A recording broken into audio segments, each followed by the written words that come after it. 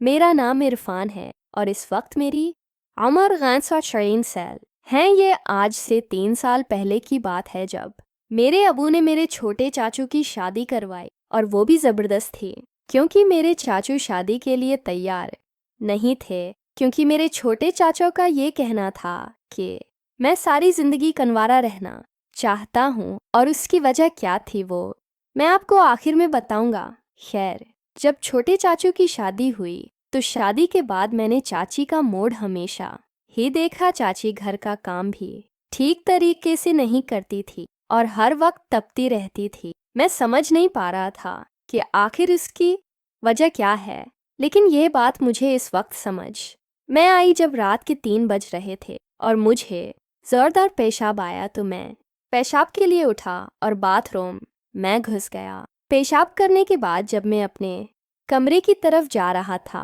तो मुझे चाचू के कमरे से झगड़े की आवाज़ें आना शुरू हुई। क्योंकि मेरे के ही चाचू और चाची का कमरा था, तो मैंने धीरे से अपने कान चाचू के कमरे के दरवाजे के साथ लगा दिए ताकि पता चल सके कि माजिर क्या है। तो अंदर चाची चाचू को कह रही थी कि तुम हमेशा मुझे आधे में छोड़कर डेले पड़ जाते हो। अगर तुम्हारा औजार किसी काम का नहीं है तो तुमने मुझसे शादी क्यों की?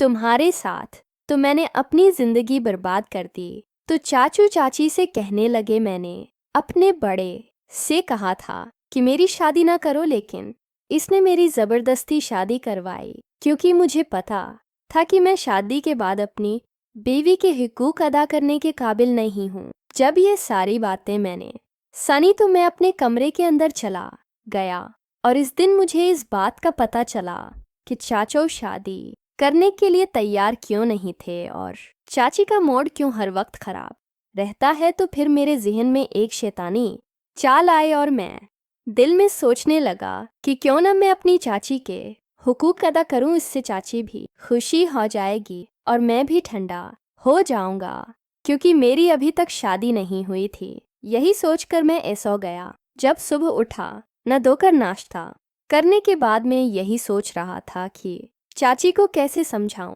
कि मैं तुम्हारे हुकूक अदा करने के लिए तैयार हूँ। मैं 80 सोच में गुम था कि अचानक चाची मेरे कमरे में दाखिल हुई और मुझे कहने लगी, पल्ले लिस्ट लो और बाहर से सौदा लेकर आओ। तो मैं लिस्ट लेकर बाहर सौदा लेने के लिए चला गया। जब मैं वापस घर आया तो किचन में मैंने सारा सौदा सेल्फ रख लिया। फिर मैं चाची के कमरे की तरफ गया ताकि चाची को बता सकूं कि मैं सारा सामान ले आया हूँ, लेकिन चाची अपने कमरे में नहीं थी। तो मेरे जहन में ये ख्याल आया कि शायद चाची अबू के कमरे की सफाई करने की होगी, क्योंकि रोज़ाना चाची ही अबू के की सफाई करती थीं। यही सोचकर मैं अबू के कमरे की तरफ रवाना हो गया, लेकिन अबू के कमरे को अंदर की तरफ से कंडी लगी हुई थी, जबकि मेरे अबू की आदत थी कि वो कभी भी कमरे को कंडी नहीं लगाते थे। तो मैं खिड़की की तरफ चला गया तो दोनों खिड़कियां बिनती, तो मैंने हल्का सा जोर लगाया तो खिड़की खुल गई। जब मैंने अंदर जाकर देखा तो मेरे होश उड़ गए। चाची मेरे अबू के हथियार पर बैठी थीं और टिप टिप की आवाज़ें पूरे कमरे में गूंज रही थीं।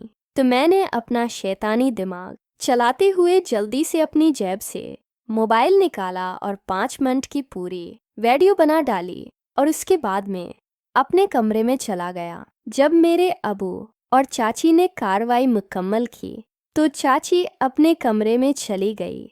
1 घंटे के बाद मैं चाची के कमरे में गया और चाची से कहने लगा, आप मेरे अबू के साथ अंदर कमरे में क्या कर रही थी? तो चाची कहने लगी, मैं अंदर कमरे में सफाई कर रही थी। तो मैंने अपनी जेब से मोबाइल निकाला और वीडियो लगाकर मोबाइल चची के हाथ में दे दिया। तो चची ने वो पूरी वीडियो देख ली। फिर मैंने चची से कहा, आप अंदर यह सफाई कर रही थी? तो चाची एकदम मेरे पांव पर गिर गई और कहने लगी, तुम मेरे साथ जो करना चाहते हो कर लो, लेकिन ये वीडियो किसी और को मत दिखाना। मैंने कहा ठीक है। इसके बाद दिन में चाची अबू के जाती और रात को मेरे कमरे में आती, और 2 साल तक ये सिलसिला चलता रहा। लेकिन आज क्योंकि मैं शादीशुदा हूँ, इसलिए चाची के साथ कबड्डी करना मैंने छोड़ दी, लेकिन अबू की मस्ती आज भी खत्म नहीं हो रही।